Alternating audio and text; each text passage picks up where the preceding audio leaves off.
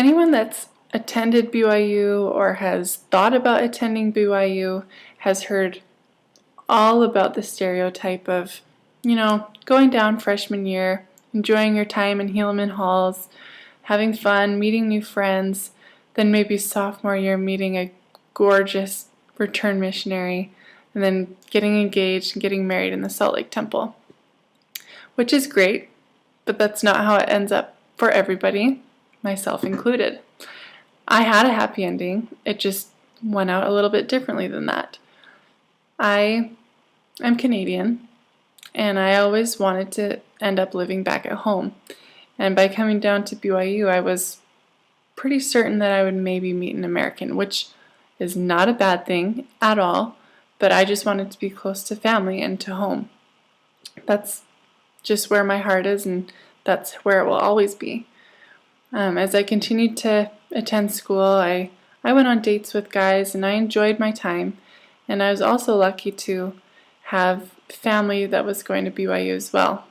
And I'll never forget, I was spending time with some of my cousins, and I had met a guy, and he was Canadian. The only downfall was that he wasn't going to BYU, so dating him was kind of not really in the picture. We continued talking and developed a relationship, and at first kind of shied away from having a long distance relationship. It just wasn't really in the cards for us. However, we decided, you know what, our relationship was good, we had a good friendship, and everything just felt really natural, so why not give it a shot? If it didn't work out, it didn't work out. And so we decided to date, and one thing led to another, and we got engaged. And at that point, we had probably spent about 6 months apart from each other. And then I really started to understand that absence really does make the heart grow fonder. And until you've experienced it, it's a hard thing to explain. When we were engaged, we were apart for probably 85% of the time. And I would look around at other people that were engaged, and I felt bitter, and I felt sorry for myself for not being able to spend my engagement with my fiance.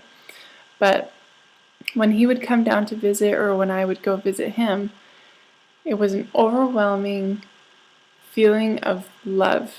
Not just a romantic type of love that we all think of when we think of being engaged, but just a deeper kind of love and appreciation for that person that you are intending to spend and share the rest of your life with. And as hard as that situation was, by being separated from the man that I was going to marry for 9 months, I would never trade it for the world, because I learned to not only love somebody, but to appreciate someone for every part of their being.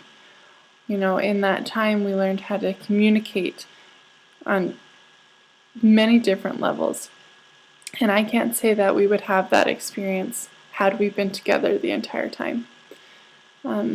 With this experience, I don't know that I would recommend it to anybody and say, oh yeah, date long distance, it all works out, because that's really not guaranteed.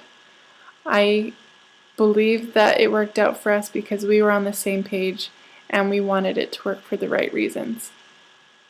However, I would never tell somebody not to do it if they felt that it was right, because I think everyone should learn to understand what it means to have your heart grow fond for someone, even when they're not with you in the present and when you want them immediately. I think it teaches you many great things, and I know that when we are challenged, we grow. And I think the same thing is for our hearts. If our heart is challenged, and if our heart is put in a position where we don't get something right when we want it, it grows.